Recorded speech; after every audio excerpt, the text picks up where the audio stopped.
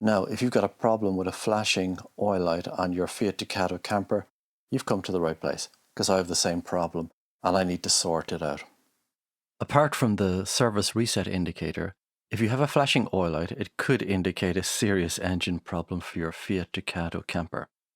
In this video, I'm going to offer you a solution for this, as it's possible that your oil pressure switch could be faulty.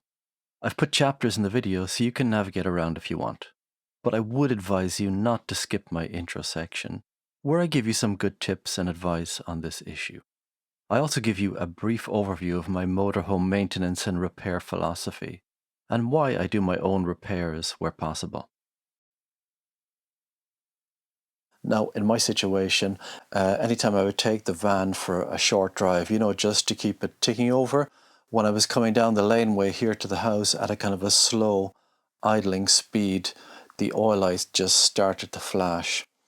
And based on those symptoms that it seemed to be working normally otherwise, I've just come to the conclusion that there's a good chance that it's the oil pressure switch is faulty, and I'm going to need to change that.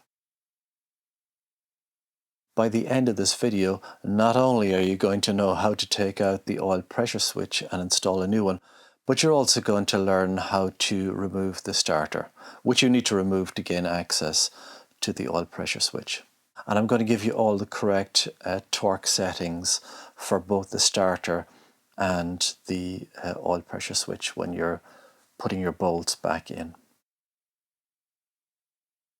If you've got any kind of an oil light appearing on your Fiat Ducato camper dashboard, then that needs to be looked at pretty much straight away. You need to find out what's causing that. Now, obviously, if you get a solid red oil light on your dashboard, then you need to stop your van immediately and investigate.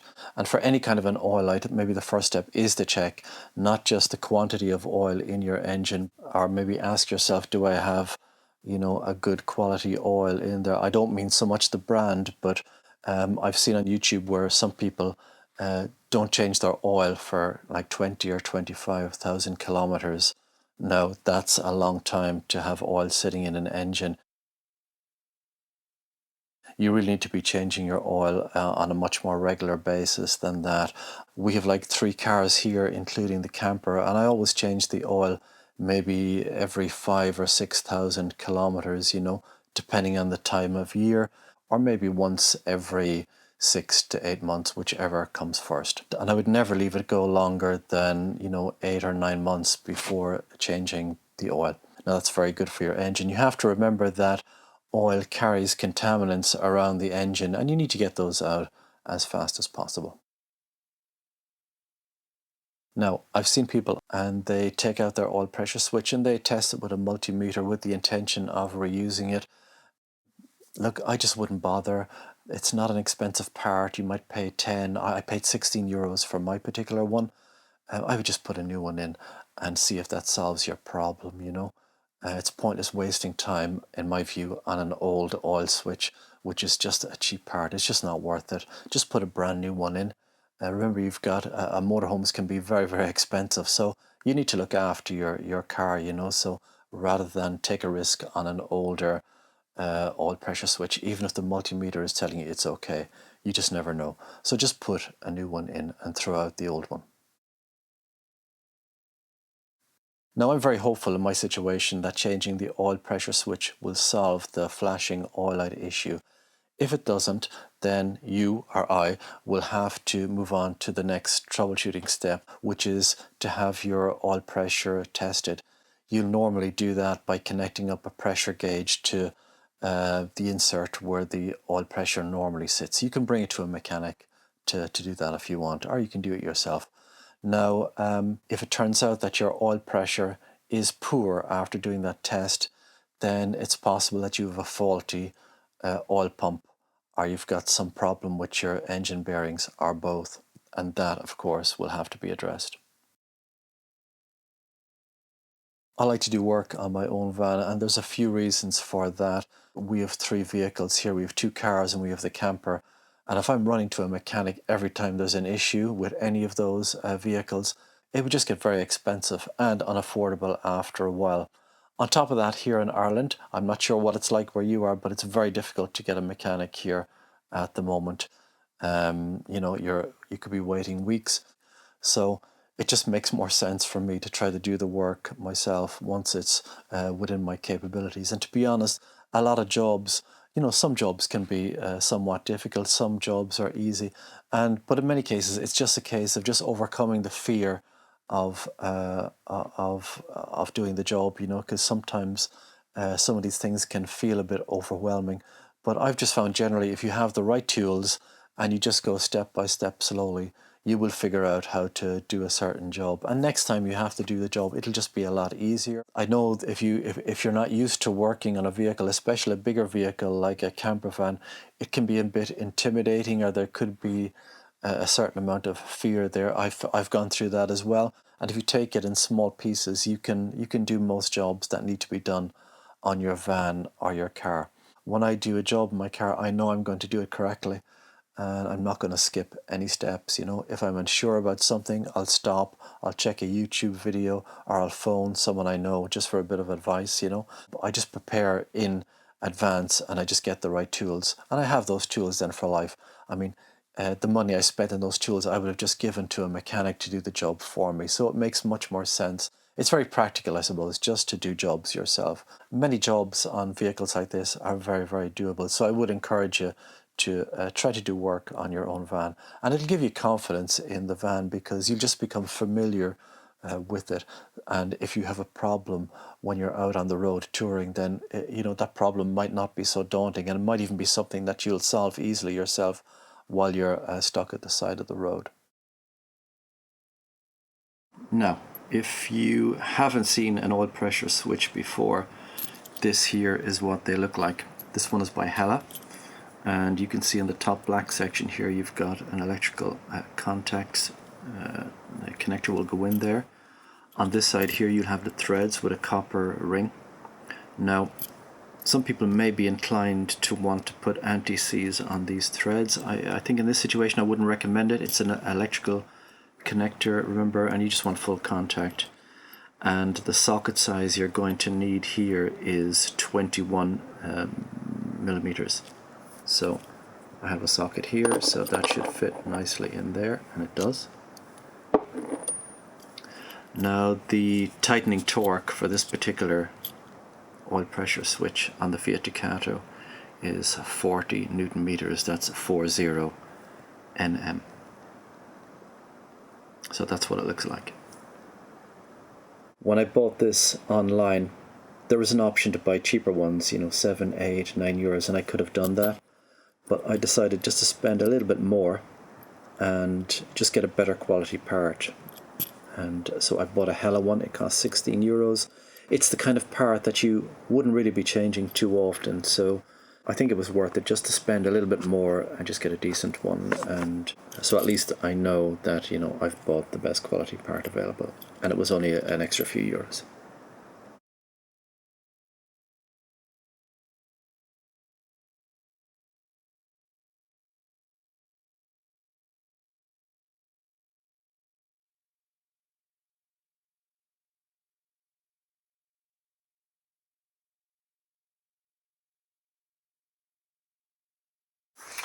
Okay, so this is the starter here, and these are the 3 bolts here, one here, and just over here you can feel another one, just here.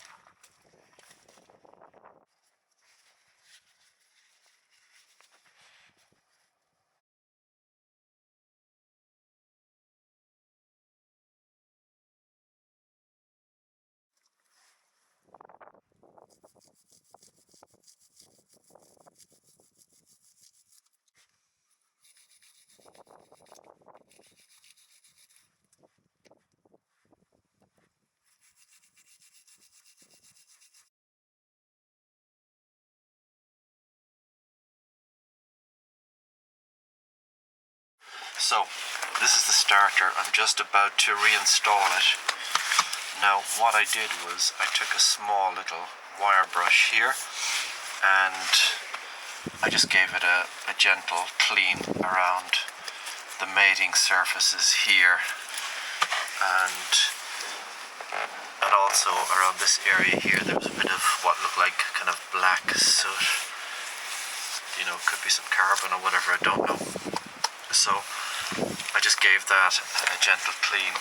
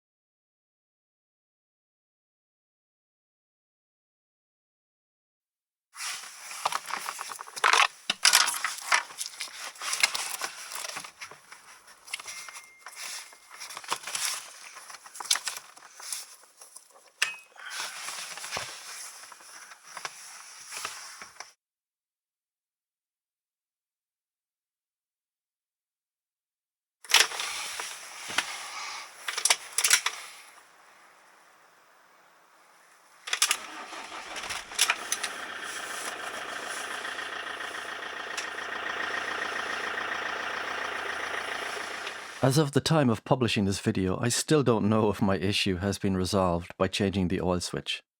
This is because I'm currently doing a job on the suspension and cannot drive it yet to test it out. But once I know, I'll leave a pinned comment under the video to update you.